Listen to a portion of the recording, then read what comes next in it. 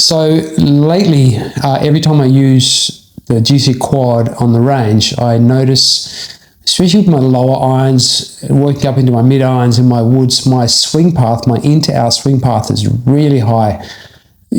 7 degrees all the way up to 10 degrees and 11 degrees, which is crazy high.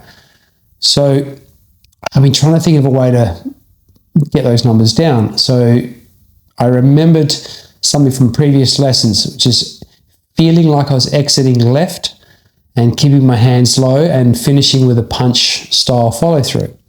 So yesterday I went and tried that, hit normal sort of standard stock shots first and saw my numbers, 8 degrees, 9 degrees, the same sort of numbers I always get. Then began to work on the hands low, exiting left, punch follow through.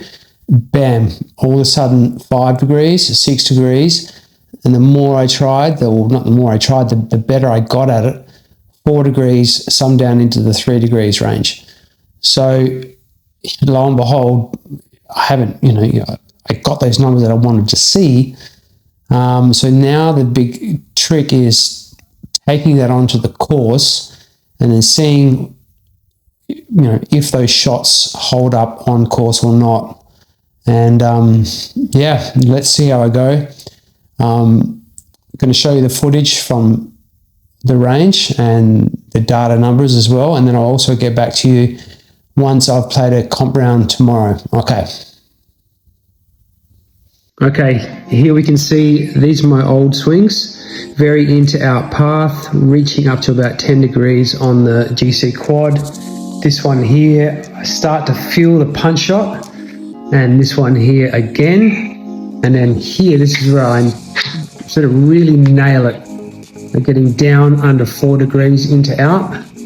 And 4 degrees into out and under is sort of where I want to live with my swing path. And I think this one here, that one's 3.5.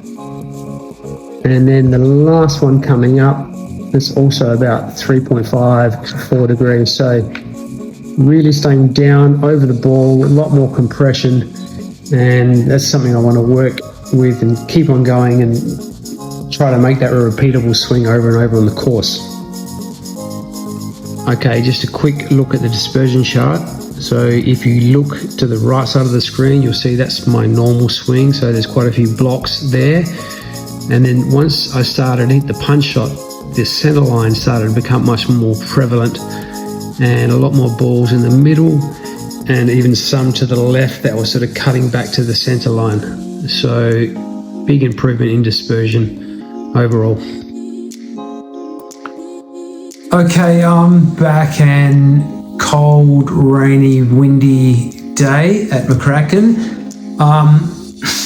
Pretty awesome actually. One of my best ball striking rounds with my irons and actually even with my driver for a long time.